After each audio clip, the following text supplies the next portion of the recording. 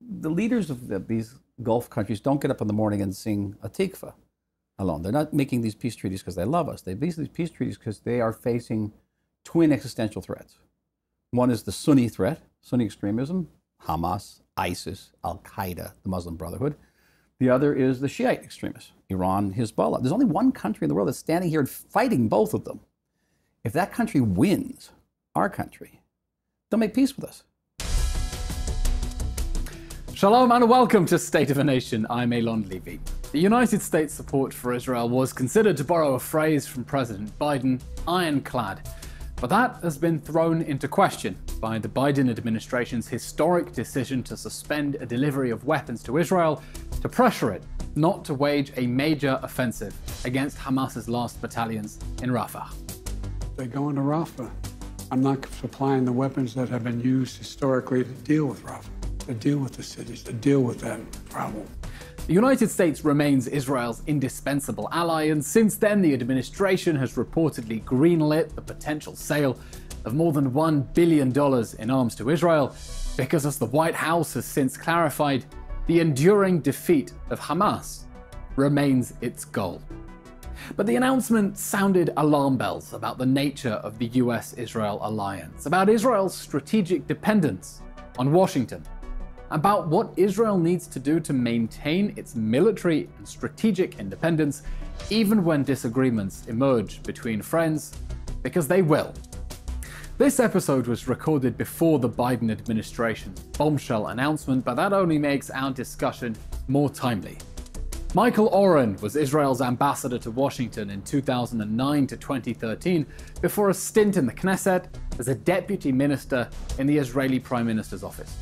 He's an acclaimed historian, author of New York Times best-selling books about the history of America's involvement in the Middle East and the Six-Day War. As an American-born Israeli, he straddles both worlds, looking to find productive ways to move the alliance ever forward. So how can Israel leverage its strengths to maintain its strategic independence, while proving itself the free world's indispensable, most powerful ally in the Middle East? Welcome to State of a Nation. Breaking news out of Israel this morning. Shocking hostage taking. Hundreds of Israelis are dead. I want to bring in Israeli government spokesman. What happens when the 4-day pause? How do you resolve this? Where does this go? Ambassador Michael Oren, welcome to State of a Nation. Good to be with you alone. I bet you're glad you're not the Israeli ambassador to the US right now. No, not necessarily. It's a very hard job. It was a hard job when I had it. It was during the Obama years, and we had a crisis pretty much every day. But this is actually a time when an ambassador can do great things, can do important work behind the scenes. And I think that Mike Herzog, our ambassador, is doing a very good job.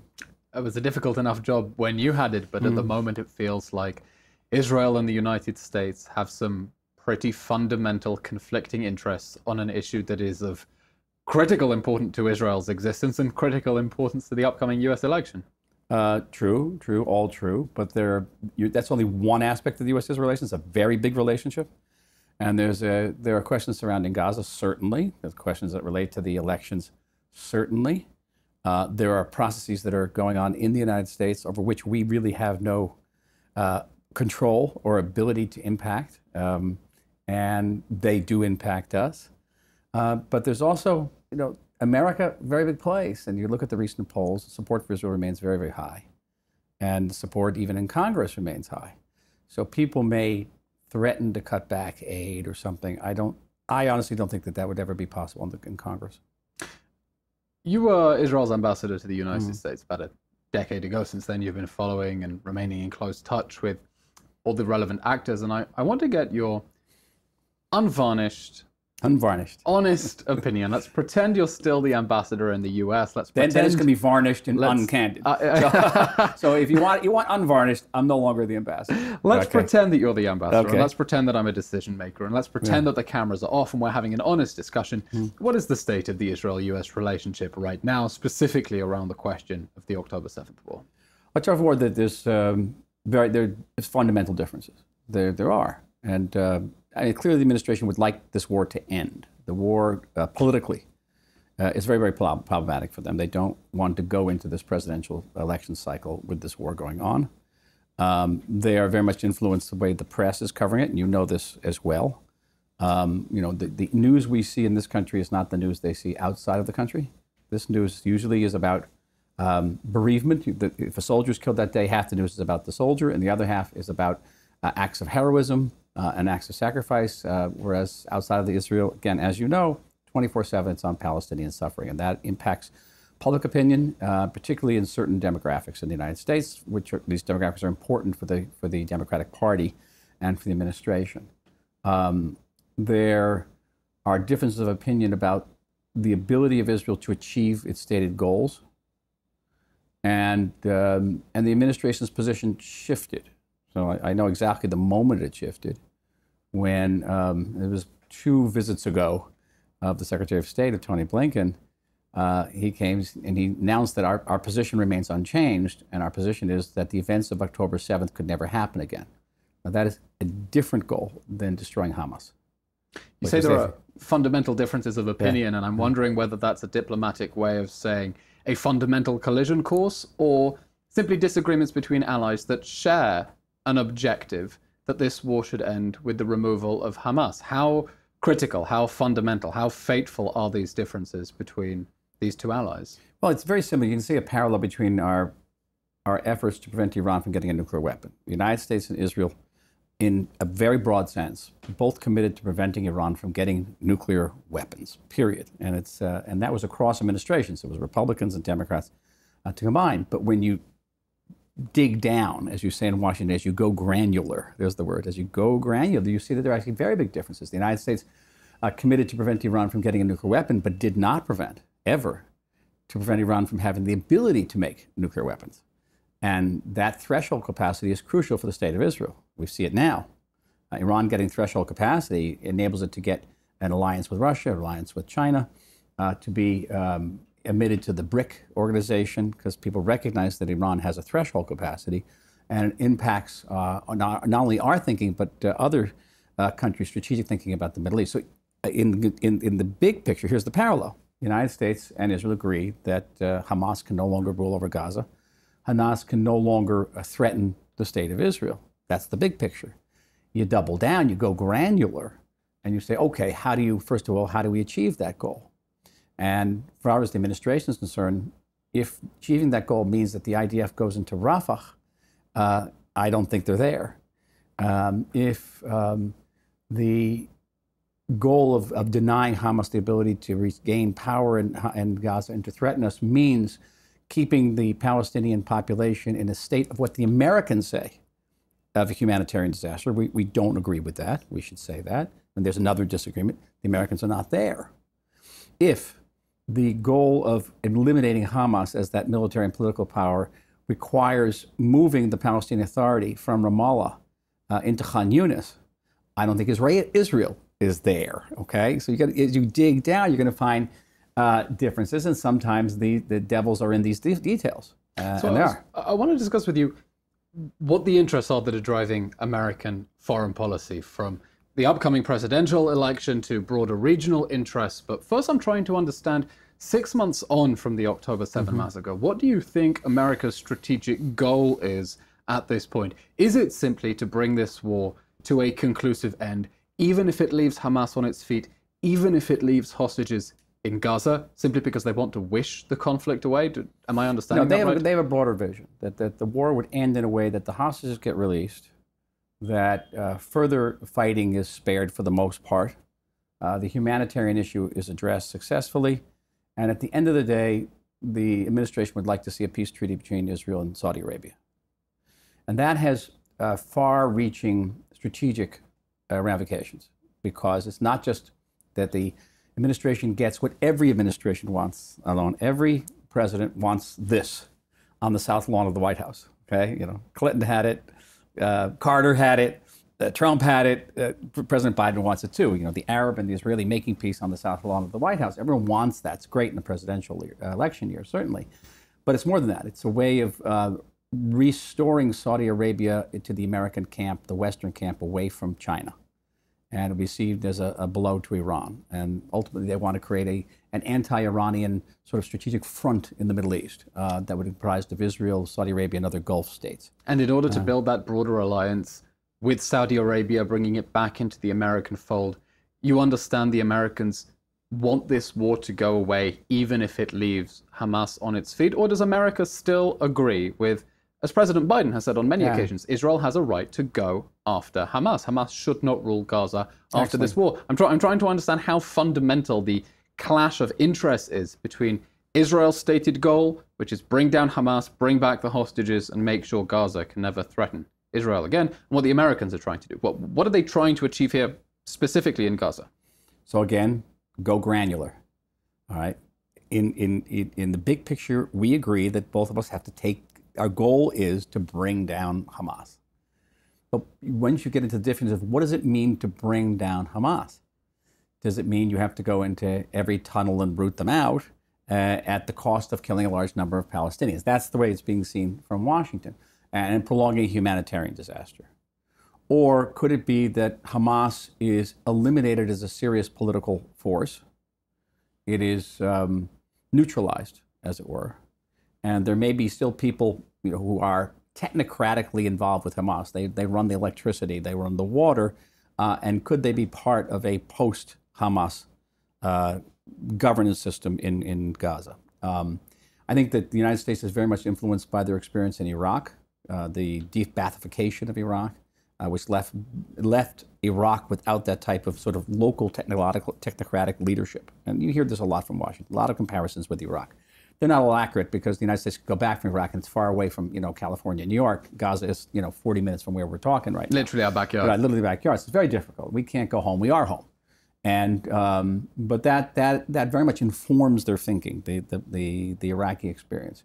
So I've heard, and I know this is not from official sources, that the United States would countenance a situation where you would have a Palestinian authority, as they say, a revamped, a reconstituted, a revitalized Palestinian authority with a new head, not Mahmoud Abbas, would take over the reins of governance in Gaza, and that would incorporate technocratic elements of Hamas, but technocratic, not military, sort of not political.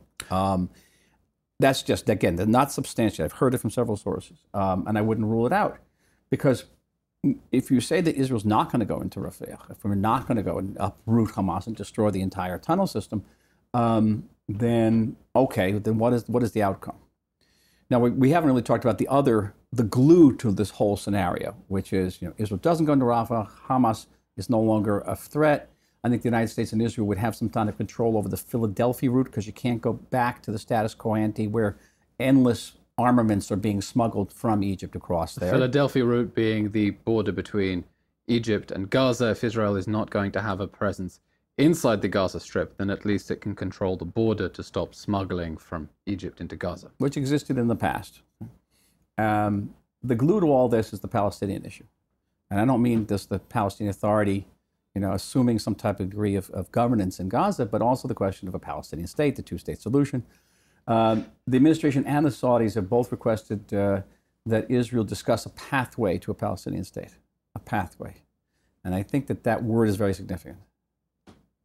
So broadly speaking, if we assess the American interest, they want to see Hamas gone, but they're not necessarily on board with the price that would have to be paid in order to dislodge Hamas. When this war started, President Biden made one of the most extraordinary statements by a president of the United States in support of Israel, standing in the White House next to his vice president and secretary of state. Let's have a quick listen. There are moments in this life, and I mean this literally, when the pure, unadulterated evil is unleashed on this world. The people of Israel lived through one such moment this weekend. The bloody hands of the terrorist organization Hamas, a group whose stated purpose for being is to kill Jews. This was an act of sheer evil. I just got off the phone with a third call with Prime Minister Netanyahu. And I told him, the United States experience what Israel is experiencing, our response would be swift, decisive, and overwhelming. Swift, decisive, and overwhelming. The response I'm sure it would has be. been... I'm sure it would be. Israel's I think the United States would have was flattened Gaza.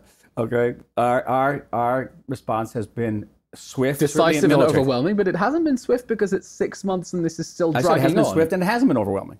They think it's overwhelming. I like to, if the 1,200 people massacred, slaughtered, raped, beheaded on October 7th among our people would have been the equivalent of something like 44,000 Americans. If 44,000 Americans had been massacred in that way in 24 hours, the United States would have responded completely differently. But I'm wondering what changed. You say you can put your finger on the point at which it changed. Yes. But talk to me about the evolution. How did America's policy change from saying we're giving Israel unconditional backing to a point where it sounds qualified to a point where it seems we have fundamentally conflicting visions about where this should go? So this was an amazing speech. I can tell you, I've been involved in U.S. relations both as a historian, as a practitioner for something close to a half a century. And I don't remember a speech like this. I really don't. I mean, those of us, we were here, you were here, we all stood in front of our television set with tears streaming down our faces. It was a really amazing moment. But there was half a line in that speech that caught my ear. And he said, with all of this, we expect Israel, as it prosecutes this war, to adhere to international humanitarian law. And Tony Blinken came a couple days later. He said remarkable things. He talked about being a Jew and how much as a Jew, this horrific experience impacted him, which is, if you have historical memory, Henry Kissinger would say that he was Jewish publicly with a gun to his head. Really, that was a remarkable moment too. But Blinken went on to say, with greater detail, he gave two lines, not a half a line, that in pursuing the war and destroying Hamas, we expect Israel to adhere to international humanitarian law. And I went on the Israeli news that time, and people weren't really ready to listen to this. And I'm saying, you should know we're up against the clock. And there's that clock, and then there's the media clock. Because right now we have a lot of sympathy in the world, but that's going to change. It's going to change in about 3 weeks. In Great Britain, about a week and a half. And literally was a BBC. When I was going to the BBC, I saw it the day it changed. And from then on, we're going to be up against, a spinning clock. And then there's going to be other clocks. There's going to be an ammunition clock. There's going to be a reservist clock, how many days we can keep the reservists away from their families, away from the jobs. Different clocks we're going against. But the biggest clock was going to be the clock from the United States.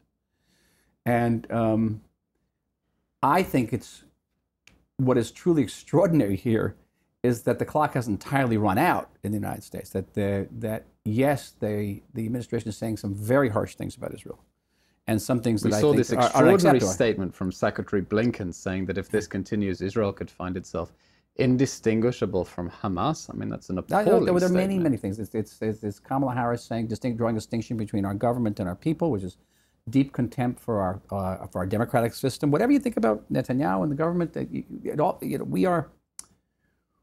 we are one of the few countries in the world that has never known a second of non-democratic government.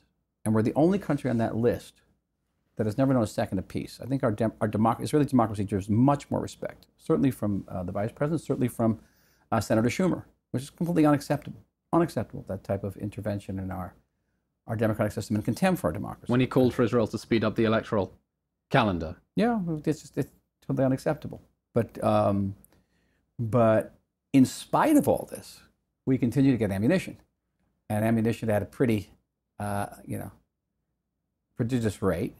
And the United States has still opposed a unconditional, permanent ceasefire. It has that resolution, last resolution in the UN, which came damn close to that, but hasn't gone all the way. No, but that's the interesting thing about American foreign policy, that on the one hand, they're saying nothing has changed, our policy remains the same. And then you have US support for a Security Council resolution that separates the question of a ceasefire and hostages, calls for a ceasefire, calls for release of the hostages, doesn't condition one on the other. And so the question is, for President Biden, is an Israeli victory in this war, as they backed right at the beginning of it, not a foreign policy interest? Because from my perspective, it looks like if Israel were forced to leave Hamas standing in Rafah, and Hamas were able to regroup, and then we find ourselves in 6 months, in a year, in another round of conflict, because everyone understands. David Cameron made the same point as well. He said, look, this is the cause of the conflict. If you don't defeat Hamas, this will happen again. David Cameron. That would be, but that would be the ultimate Who indictment. said some other things too. Yes. But that would be the ultimate indictment of US foreign policy. If after all this support, after all the casualties, after all the suffering and all the damage that's been done, we find ourselves in another Israel-Hamas war in 6 months because they stopped Israel from achieving full victory. Is a victory not an American foreign policy interest? Did they not see that? The outcome is far worse than that. Far worse than just having another round. And we'd have another round, certainly. You understand that the world looks at this very carefully. It's the close world in the Middle East, but it's also the broader world. And everyone is looking to see the degree to which the United States stands by its allies during tough times. And it's, if we defeat Hamas, the chances of actually expanding the Abraham Accords grows, immensely. Why? Because, the leaders of these Gulf countries don't get up in the morning and sing a tikva alone. They're not making these peace treaties because they love us. They make these peace treaties because they are facing twin existential threats. One is the Sunni threat, Sunni extremism, Hamas, ISIS, Al-Qaeda, the Muslim Brotherhood. The other is the Shiite extremists, Iran, Hezbollah. There's only one country in the world that's standing here and fighting both of them. If that country wins, our country, they'll make peace with us. I always say, I paraphrase John Lennon, he'll never forgive me, is that you got to give war a chance. And you do. War is in the interest of peace here. If we're shown to be weak, what is their big interest? And America would be weak. So if America's weak here, the Russians are going to take note. The Chinese are going to take note. Everyone thinks you can isolate the Israel-Palestinian or Israel-Hamas conflict. You can't. Everybody's taking notes. And so you'd think, yes, this would be an American strategic interest. But American foreign policy is a very complex animal, as we know. And right now, there's a tremendous focus on the getting reelected elections. And the elections are not about 50 states. They're about 66 states, the so-called swing states. They're pretty much about 2 states right now, Michigan and Nevada. And the joke there, it's, the 2-state solution. And an administration is not one person. It's not just Joe Biden. And there are thousands of people in this administration, and many of them are coming to the president every day and saying, what are you doing here? Why are you jeopardizing? And the last point, and that is that this administration, I just come back from Washington a couple of days ago, and I've done several emergency trips across the United States. I've probably been to, between 30 and 40 communities across the United States since October 7th. Very impressive. It's exhausting, and also very informative and illuminating. Is that this election is unlike any other election we've known in the United States. This election is perceived by many Americans as an existential election. If the one party lives, the other guy wins, it's the end of America. So talk us through then the political pressures. So the stakes are very, very high. So talk us through then the political pressures that President Biden is facing, because it's clear that he feels that support for Israel in his kishkas. He belongs to another generation of American politicians who really feel that support for Israel. But it's impossible to ignore the rising progressive flank of the Democratic Party. Talk me through the electoral map and why the electoral calendar. We always say, it's difficult to do these things in a presidential election year. Yeah. But what are the specific pressures that are being placed on President Biden that have nothing to do with Saudi Arabia, nothing to do with Hamas, nothing to do with the Abraham Accords, and everything to do with the timeline to 2024? So, I've worked years with Joe Biden, and I've worked years with his staff, because the same staff. Tony Blinken was the head of his foreign policy staff. Jake Sullivan was the head of policy planning. So I've worked with all of them. And I think if you had to choose 3 individuals who are from that party who would be the most committed to the U.S.'s relationship, these are the 3. Particularly Joe Biden. Joe Biden, as you said, he comes from a different generation. He has Israel in his heart. He has Jews in many ways made him politically. They were his first supporters in Delaware. The best Rosh Hashanah parties in Washington are really a great Rosh Hashanah party. Every year, he's just terrific. No, I'm very, very fond of him. And yet you have these political constraints. And first of all, start with the fact that the Democrats are trailing in the polls. It's not like they have a big lead over Trump. But why does being more critical of Israel then help him pick up his poll numbers? Help me understand what the votes are that he's trying to go after, what constituencies he's trying to get, and why he thinks he might lose if he continues sticking his neck out. Because it's in the swing states. So these 2 states, say Michigan and Nevada, have a very young population. Where you have young people, especially young educated people, you're going to have progressives. They just also happen to have, especially in the case of Michigan, very large populations of Arab Americans, Muslim Americans, for whom this issue is a key issue. By the way, I also think one of the reasons that Trump hasn't been more unequivocal in his support of Israel is because he's aiming at the same populations. Now, you know that among American Jews, they can be very, very pro-Israel, but Israel may not be their top priority. They may have other priorities. And that's true for Muslim Americans, too. They may care passionately about the Palestinian issue, but maybe they're not progressive. They're conservative. They may not be so keen about, gay marriage. They may not be so keen about wokeism, all right? And that's also part of the agenda here. So I think everyone's aiming for these populations, for these constituents. But the Democrats are particularly concerned. And yeah, you can look at the aggregate number of support that Israel has. That recent, the Harvard poll that showed that 82% of Americans are supporting Israel. And it's gone down since then, but still, it's still quite high. But when you break it down geographically, demographically, by age, and then educationally, you see that support goes way down. And that's what they're afraid of. And that the Democrats are particularly concerned not about people voting against them, but by people not voting at all. And the simply boycotting the election. Yeah, the message that's come out of some of the Arab American communities, that Dearborn is the case, they're saying, listen, we're just not going to vote. And that is a very dangerous situation for the Democrats. And do you think that President Biden has, despite Israel retaining the support of 80% of Americans, 2/3 of Americans, according to the last Harvard-Harris poll, would object to any ceasefire that leaves hostages in Gaza or Hamas in power, but there are more votes to be won by turning against Israel than sticking with it? It's only in those states. That 3/4, that 80 or 82%, but Michigan has a large Jewish states. Community as well.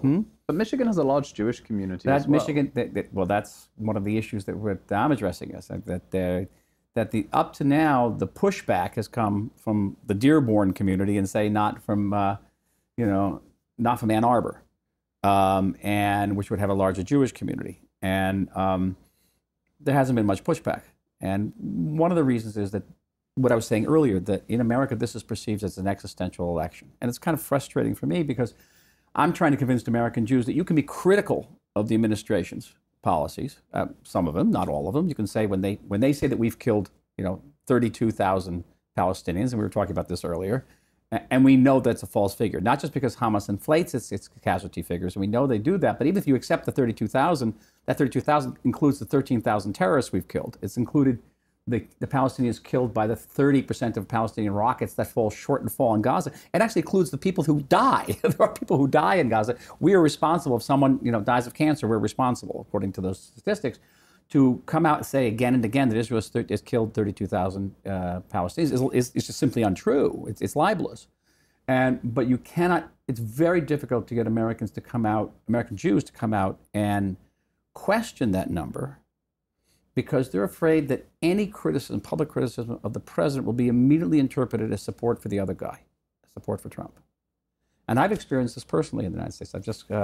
I'll have an article probably coming out in the Times of Israel in the next sort of 24 hours that will talk about my experiences traveling around America, where I am so careful, about being nonpartisan, so careful.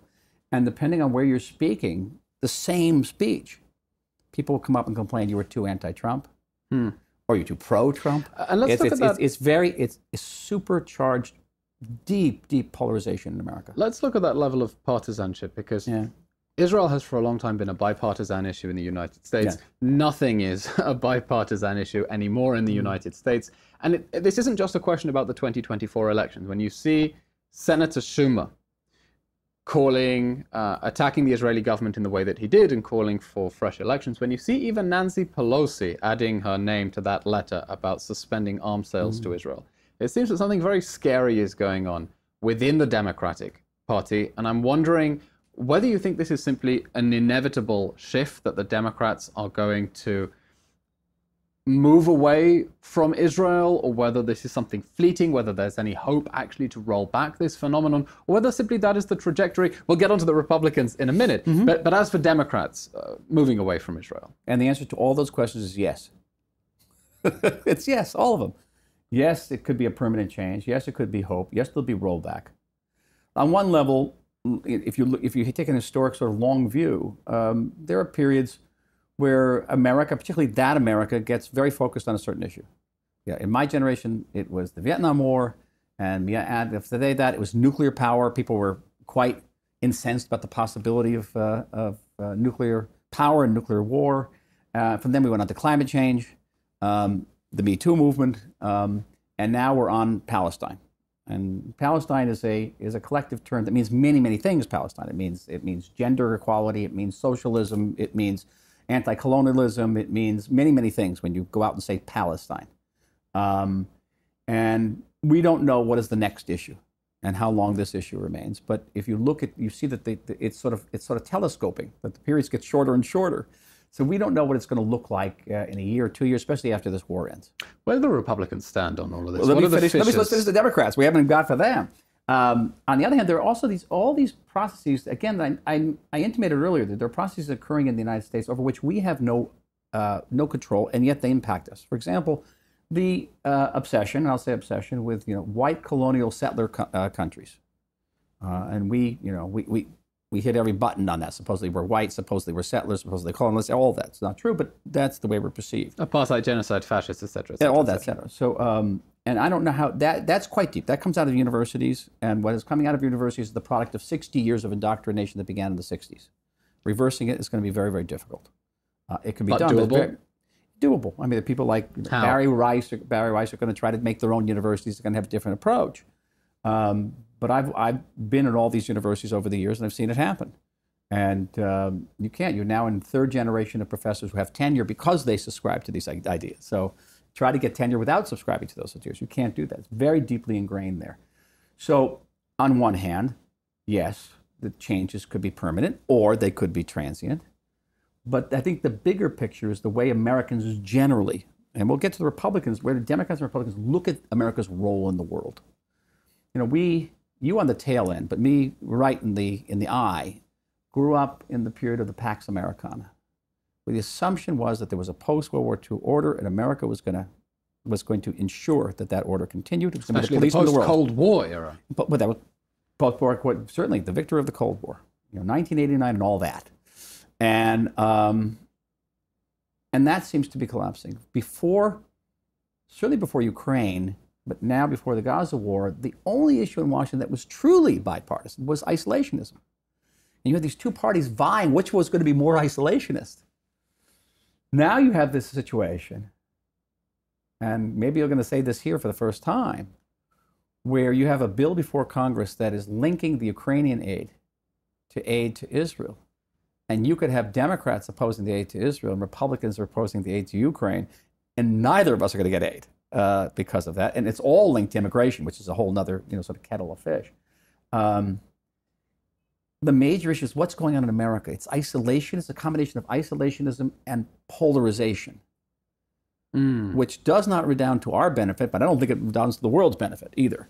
So now you want to ask about Republicans, please? Yes. If that were not complicated enough, where do the Republicans stand? So the Republicans are easy. The Democrats speak in many voices. You can have Nancy Pelosi signing on that letter, and 35 people will sign on that letter, but there are hundreds of members of Congress. And as I said earlier, Congress is not going to cut off aid to Israel. Because, first of all, not just because of Jewish votes, pro-Israel votes, it's also because the aid is a subsidy to American military in production. And you cut off that aid, you're going to be cutting off the jobs of tens of thousands of Americans in an election year, which is probably not a good political strategy. Probably not. So I don't think they're going to do that.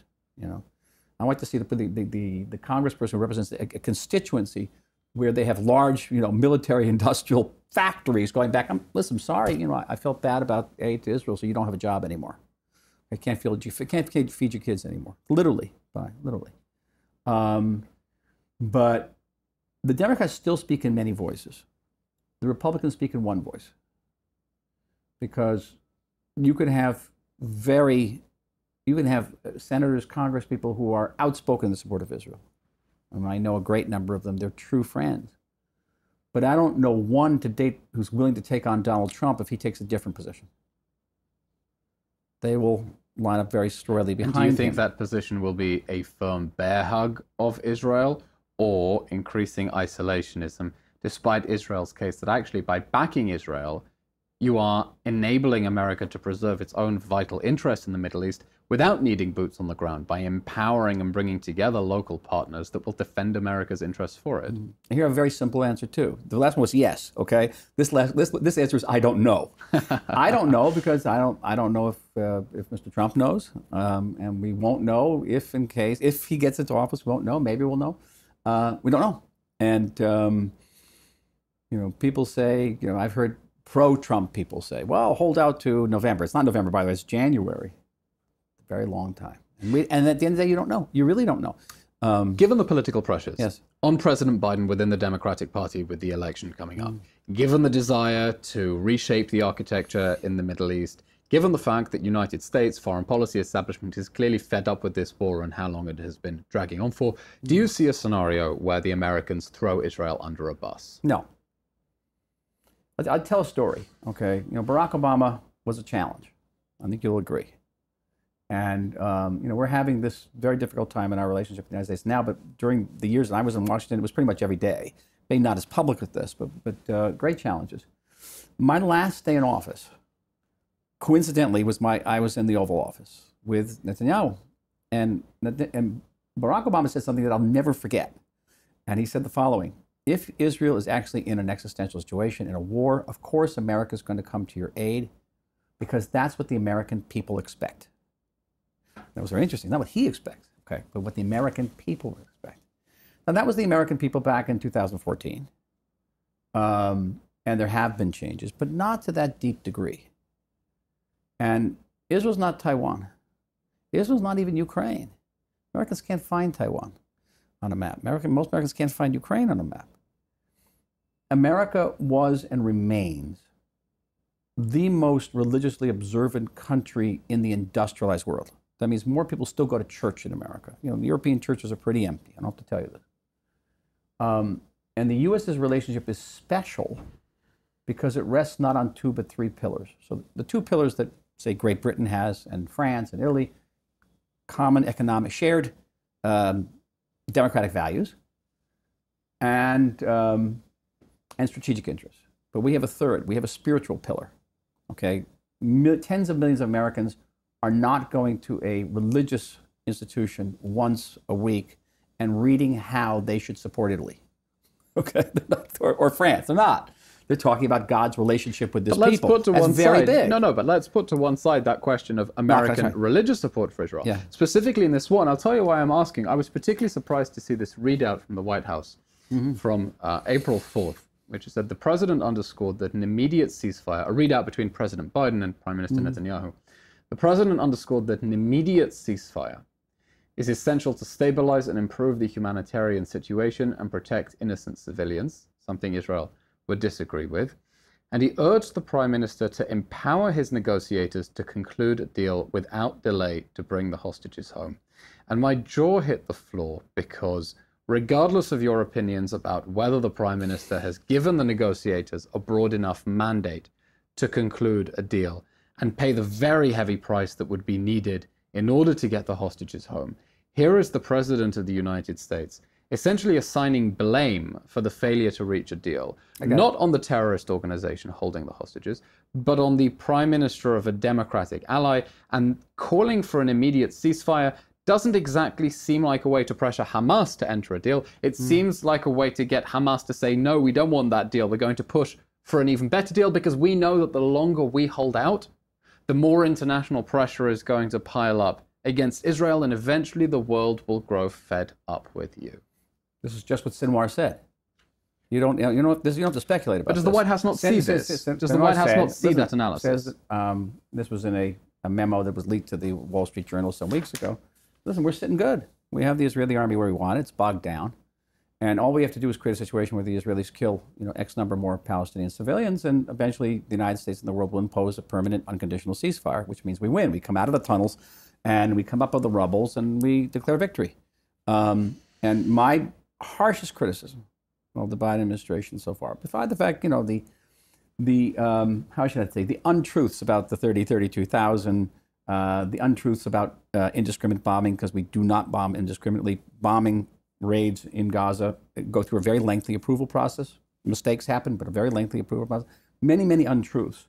But the harshest thing is that the administration's position has been reinforcing Hamas and actually undercutting the negotiating position for everybody in the hostage negotiations. And I've said this repeatedly publicly. I'm not making any headline here. But what is the message to Sinwar? It is, hold on. Things are going your way.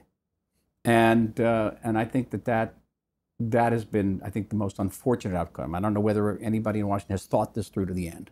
Because it appears that the United States, in taking this position, is sabotaging not only Israel's interests, but the United States' own interests of seeing this war reach a conclusion. I mean, in the same readout, we see this extraordinary statement. The president stressing the need to implement measures to address civilian harm, very fair.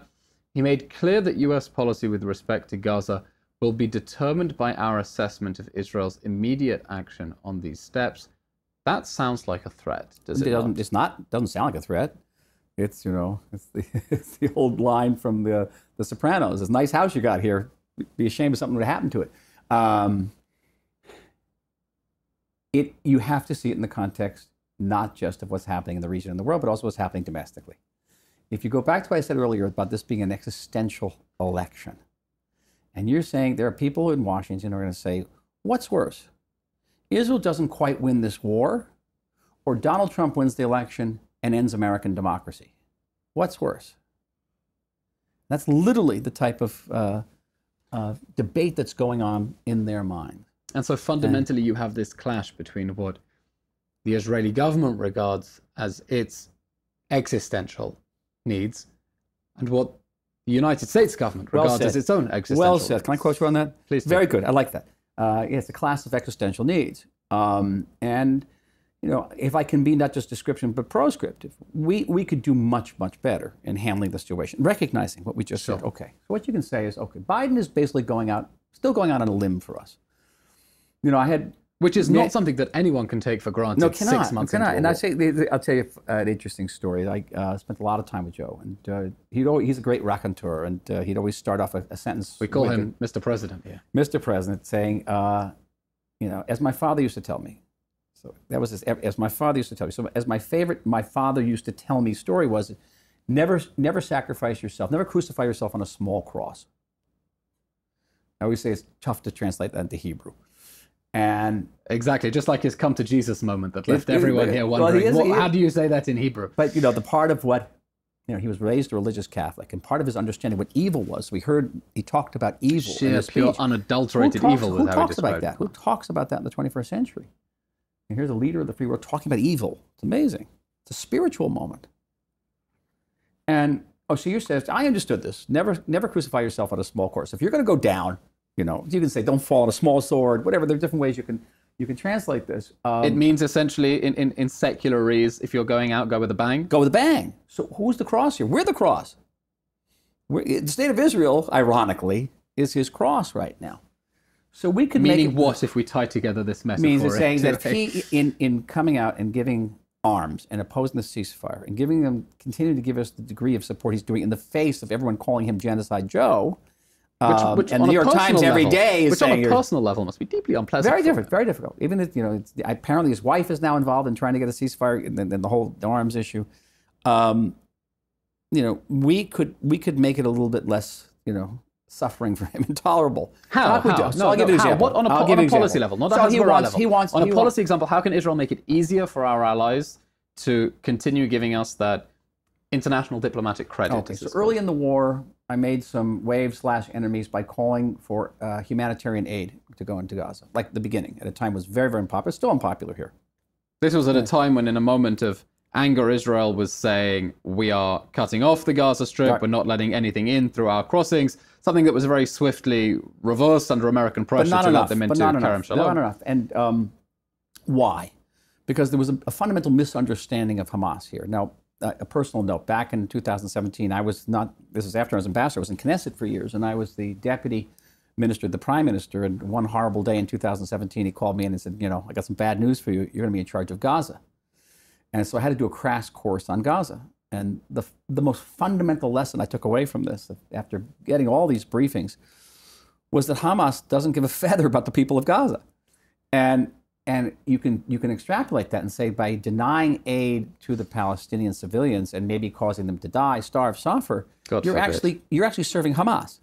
You're not putting any pressure on them. In fact, it's just the opposite. You're helping them. You're putting pressure on Israel.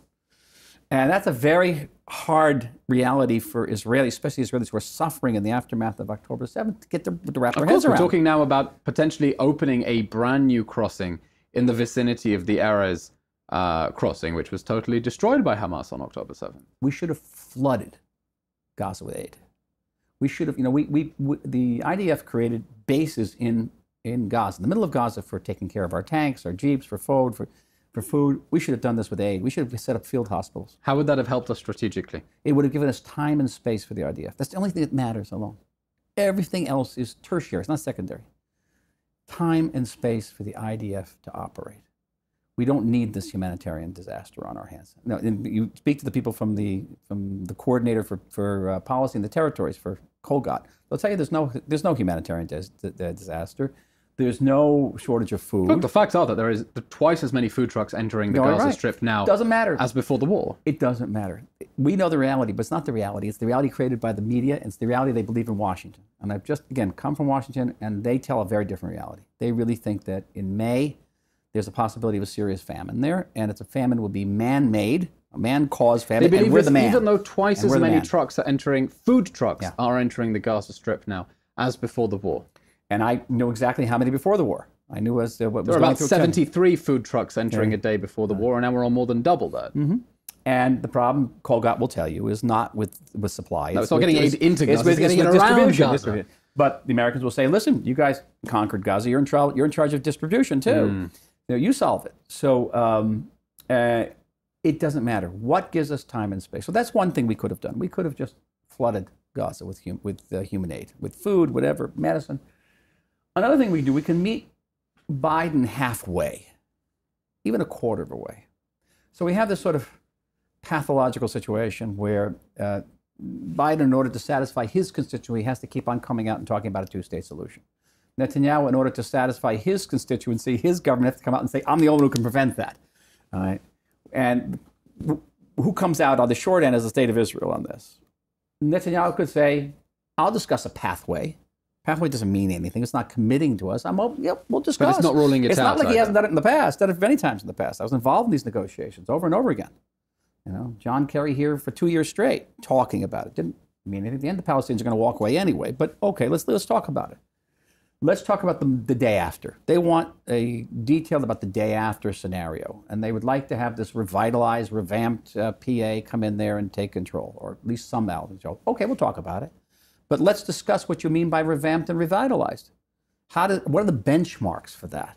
You could enter into intimate discussions. And one of the great advantages of the U.S.'s relationship is that intimate discussions are possible. And I don't know if you agree that we can have intimate discussions with the British government, the French government, but we can have them with the United States. It's definitely an intimate relationship, and it's a relationship based on a great deal of Israeli dependence on the United States.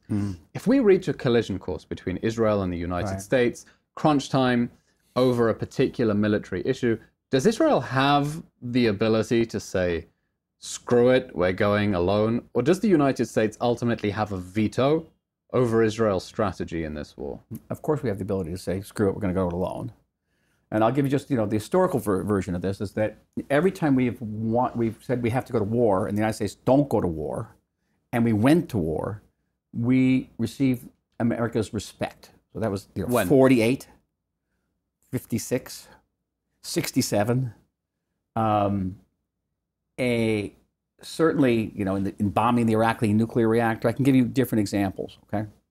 Every time the Americans said stop and we didn't go to war, 1973, 1991, the first Gulf War, every time we did that, we buckled, we got contempt. It's amazing if you look back at the historical survey. But in terms of the dependence on munitions, in terms of the dependence on munitions, looking at the north, the possibility of the low-grade war with Hezbollah escalating into a full-scale war, does the United States not have a veto over Israel's policy? Because otherwise, if the arms stop coming, then we're in serious trouble in the north. We are in serious trouble even if the arms do come. It is a strategic threat. And, again, cards on the table. In the first week of the war, I came out with an article in the Hebrew press that said that we're fighting the wrong war, that we should freeze the situation in the south. Hamas is a tactical threat, but Hezbollah is a strategic threat. And we had 360,000 reservists called up. We had these two major U.S. aircraft carrier groups in the north. I said, we're going to have an opportunity like this again. And my great fear was that we'd get to Hezbollah with our army tired, low on ammunition, with our foreign relations strained, and most of the reservists demobilized. Unfortunately, that's happened. Yeah. But in any case, there's a world shortage, certainly a Western shortage of munitions because of Ukraine. And there were hundreds of thousands of artillery shells that were taken out of the U.S. stores underneath here, the prepositioned ammunition that was given to the Ukraine. So in any case, we're at a tremendous deficit. But the answer is still, when you're dealing with issues that are existential for the state of Israel, at the end of the day, we're going to have no choice. And honestly, if we have to fight Hezbollah with sticks and stones, we'll fight them with sticks and stones. But the question of having no choice is whether you think that Israel's national security interests lie in continuing this dependence on American armaments, right? Or whether this war is a moment in which Israel says, actually, we need to pivot towards... Should I say it's a come to Jesus moment? How do you map out Israel's interest then with the United States looking for the next quarter century ahead? Okay, so again, I hate to belabor the term, but it's cards on the table time. So I was in the government in 2016 when we had to renegotiate. You were deputy minister in the Prime Minister's office. And the Bush MOU, the Memorandum of Understanding, 10-year understanding, was coming to an end. We were going to renegotiate an MOU with Barack Obama that was going to be for more money. It was going to go up from $3.3 million to $3.8 million per year, but it had a lot of strings attached to it that the Bush MOU did not have. And I was the only member of this government to come out and say, let's not sign this thing. Now, I had a long list of reasons why, but one of the reasons was dependency. And I was very much influenced by President Obama's decision during the 2014 operation in Gaza, where we ran out of a certain type of ammunition. And he said no. He said no because we had killed entirely, quote unquote, killed entirely too many Palestinians. And I feared that we would once again get into a situation like that, and we'd be too dependent on American arms. I had fought in the 2006 Second Lebanon War, and we had a big issue with the Bush administration over the use of cluster bombs. So the United States has all sorts of conditions on the cluster bombs, and they really condemned us when we used the cluster bombs. So after the war, we made our own cluster bombs, and we don't have the issue anymore. So we know that we can, with certain types of munitions, we can be independent. And we can't be independent for everything, of course, but we could definitely reduce our dependency. And I would like to see the U.S.'s relationship move away from one of, philanthropy. They're giving us money, we're taking money, to a relationship of partnership where we are engaged in, research on cyber and labor and laser and working together rather than being, the recipients of handouts. Because it's not healthy. It's also not consonant with our economy. USA is much less percentage of our national defense budget than it was, and we're a pretty affluent, strong country. We shouldn't be perceived as being, the recipients of this type of aid. Wrong message to our region. But I had many, many reasons. But the big one had to do with dependency, and I think there's a realization now that dependency is just not consonant with our identity as a sovereign country, but also with our strategic interests, both short and long range. Ambassador Oren, before I let you go, you have for a long time been living in the seam zone between being Israeli and being American-born yourself, then ambassador for Israel, member of Knesset, deputy minister, of course straddling those lines. So I want to ask you some rapid-fire questions about what you prefer, and then we're going to give you a score at the end for Israeli or American. No, it's fair enough. We all have hyphenated identities. Yes. So, in Israel, they call multiple choice questions She'elot Amerikayot, American questions. That's very funny. No, but this is a straight one or two. What do you prefer, hamburger or shawarma? Shawarma. Taylor Swift or Noah Carroll? Oh, Noah Carroll. Yeah. American football or matkot? American football. Okay. I'm a football addict. Just am. I'm actually, I would say I'm undiscerning. I'll watch any football game. A promiscuous football fan. Starbucks or Aroma? Aroma. Aroma, in no New question. York, I go to Aroma. I don't go to Starbucks. It's so funny seeing people calling to boycott Starbucks when, if you go to Google Maps and look for the closest Starbucks to where we are now, I think it's in Amman, Jordan. Yeah, because Israelis, what Starbucks tried here, and the Israelis said, what am I going to pay $8 for a cup of coffee? What are you crazy? And it's American coffee. Great Lakes or the Dead Sea? Dead Sea. Dead Sea. Yeah. The Met or the Tel Aviv Museum of Art? Tel Aviv Museum of Art. Really? I was not expecting that one. Okay. Miami Beach or Frishman Beach? First of all, I live in Jaffa. How about Jaffa Beach? Jaffa Beach. I love so Jaffa neither. Beach, yeah, Okay. yeah. Chelsea Market or Machane Yehuda? Machane Yehuda. How am I doing? Machane Yehuda. I just fell down the football. Silicon Valley or Silicon Valley? Silicon Valley. Silicon Valley. Valley. My kids work there. Finally, Congress or Knesset? Knesset. Okay, well, Ambassador Oren, you have gone completely native. I have, with actually. a score of 9 out of 10 Israel over the United States. But at the end of the day, it's a partnership, and all these things go together. Good thing you didn't ask about shawarma and hot dogs. Shawarma, because then... This is a magnificent country. Startup nation, truly, truly, in every way, by any international criteria. We're not just a successful country, we're a super successful country, but Israel cannot make a decent hot dog. And I shouldn't tell this to the customs people, but when I come back from the States, in my suitcase. And finally, Ambassador Oren, can you connect the socks I'm wearing today to the theme of today's episode? I thought it was, it's McDonald's. Originally, I thought it was Brazil. I thought it was like Brazil soccer team. It's McDonald's. Right? Yes. Yeah, got it. And what am I wearing? What are you wearing? El Al, guys. El Al. El Al London. You like that? El Al London. Who passed the test? I want to know. Who passed the test? So McDonald's has been in the headlines lately because of the decision of the local franchise here to give free food to soldiers. Amazing. They've now sold the business back. Sure. Exactly, sold the business back to. Yeah. Sold the business back to the global headquarters, and here you see how, actually, for many Israelis, sticking their necks out and helping the war effort, helping fellow citizens in need does often come at a price. And you have been very vocal since October 7th and before, zipping between TV studios. It's good to see you this side of the camera. Always. Good Ambassador Michael Oren, thank you very much for joining us. Thank you. All right. And that brings us to the end of today's episode of State of a Nation. As always, if you enjoyed it, please subscribe on YouTube, Apple Podcasts, Spotify, or wherever else you get your podcasts. I'm Levy, and thank you for joining us.